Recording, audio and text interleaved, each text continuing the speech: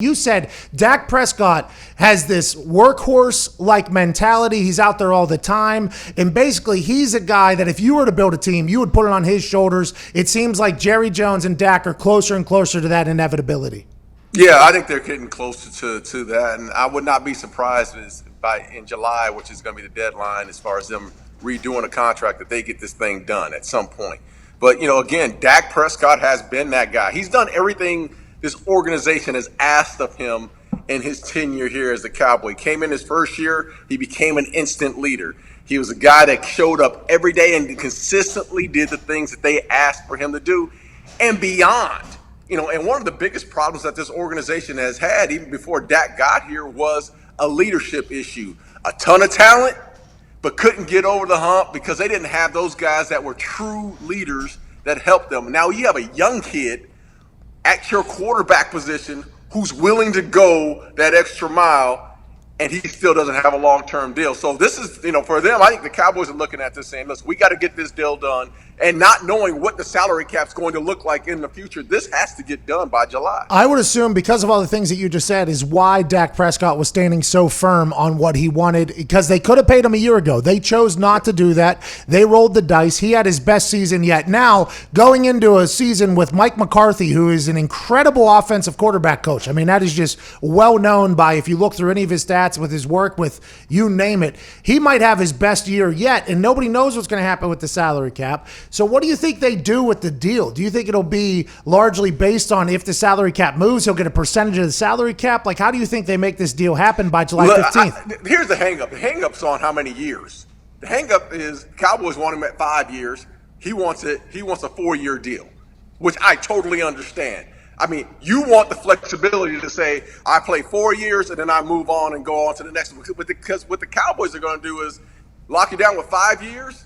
And we all know who's in control of the franchise tag again. 5-year deal, and then when your 5 years is up, they're going to lock you. They said, well, we don't want a long-term deal. We're going to franchise tag you again, which they have the option to do. So if I'm Dak, I'm going 4 years. I'm going to stick to my guns and make sure I win, because it's not on Dak to the fact, like you just said, they had this option last year to get him signed. They should have got him signed. It didn't happen.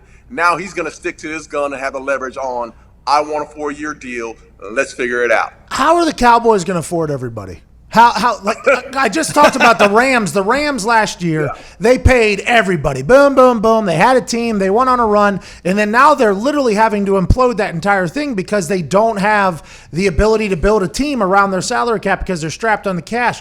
How will the Cowboys be able to afford everybody, including the thought that Jamal Adams potentially comes to the Cowboys on a restructured deal for less money because he understands the market value of being a Cowboy? How do they afford everybody moving forward? Listen, they can't. I mean, and that's the honest to God truth. So when you start to sign these players, you start to sign them through priority. Who's the priority? Dak Prescott's the priority, but he's been sitting there waiting on Amari Cooper to get signed, on Ezekiel Elliott to get signed, on Zach Martin to get signed. So he sat there and waited. This is not his problem. Trust me. This is not a Dak Prescott problem. This is a Dallas Cowboy problem. And that problem has to be, and as any other team, as you're watching with the Rams, you're going to lose players, good players, superstar players in order to get your guy signed. And that's going to be the offensive line. They're going to take a hit, which has been their strength for the longest time. Defensive players, young defensive players who are coming up are going to have to go. The Byron Joneses of the world who's gone to Miami. You're going to start seeing these Cowboy teams start losing players as time goes on as well, superstar players as well. Everybody says Jerry Jones is making these decisions. We've all seen him on draft night on his yacht in Miami. It looked amazing. He had a great draft night. But who is the one that has to manage the salary cap? Is that a Stephen Jones gig? Like, who is that? Jerry Jones hand on being like, well, okay, if we pay this guy $7,000 million here. Who's the one that's all Stephen Jones. Stephen Jones. That's all Stephen Jones. And look, that relationship is a great father-son relationship. And I love both of them. I mean, they've just been awesome for me throughout my career and after. But Steven is the guy who's going to be crunching numbers.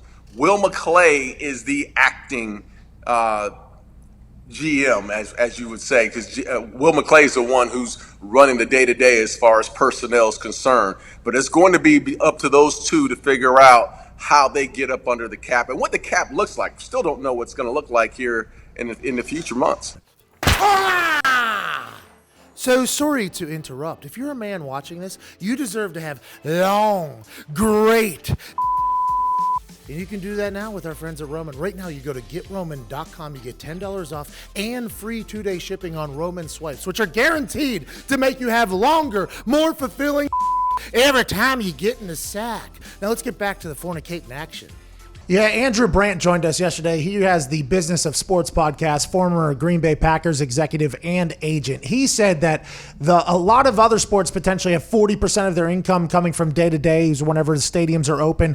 In the NFL, it's only 15 to 20% because of the massive TV deals that they're making. So he might see a potential dip in a salary cap, but he doesn't think it'll be as drastic as the MLB or the NBA potentially or anything like that. And he could be completely wrong. So I'm not 100% sure because nobody's negotiating long-term deals right now. Christian McCaffrey got a long-term deal, which was nobody expected. It was big for a running back, but he's not just a running back. But everybody else is kind of sitting back and saying, hey, listen, we can't lock anything long-term until we know what the hell is going to happen this season because that's going to affect the future salary cap. Is that why Dak Prescott signed a franchise tag, you think? Because that conversation happened between Steven and you think that's what happened? That's ultimately why. Absolutely. That conversation has happened, and he had to get this deal done. Listen, I think the one thing I want to say about Dak is this.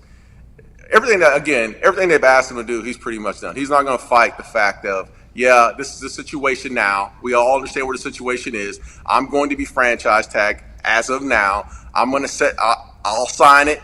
I'll be in camp. I'll do all the little things that they're asking me to do and I'm asked of to do. I'm not going to ruffle any feathers. It's Mike McCarthy's offense now. I'm going to be there day one. You won't see this guy holding out, doing all those things. And that's been the expectation from that locker room, knowing he's going to do what's right for the team. But at some point, you have to look, and I'm looking at July, at some point, he's going to have to do what's right for Dak Prescott as well and show leverage and say, maybe I don't show up. Ooh. Maybe I do something a little different to get what I absolutely want, because he's gone along company line for the longest time. Everything you just said right there made me think that Stephen Jones and Jerry Jones, if the whole locker room knew that he was going to do what's right by the team, all the posturing by both sides, none of it mattered because they knew at the end they would have a deal. That's a very interesting thing to know if you're on the side that has to negotiate the deal to give up your own money, knowing that person, hey, this guy, such a good guy, this guy. Now, granted, that would probably warrant a long-term deal, and let's get this right because he is such a good guy. But also, let's remember, good guy won't be doing anything to really screw us over in the end. That's an interesting. Exactly. That's a very interesting thing there with Dak. Do you think he signed the franchise tag when everybody thought he wasn't going to until July 15th so that he and Mike McCarthy can get to work, whether it's via Zoom calls, FaceTime, stuff like that? Absolutely. I think this is more about, not only him, but there's a lot of players within that locker room. It's a new start. Coach McCarthy brings in something that's a little different than what they've had in the past with Jason Garrett. They all have to get on the same page. And with Corona, there has not been a lot of face-to-face with the players.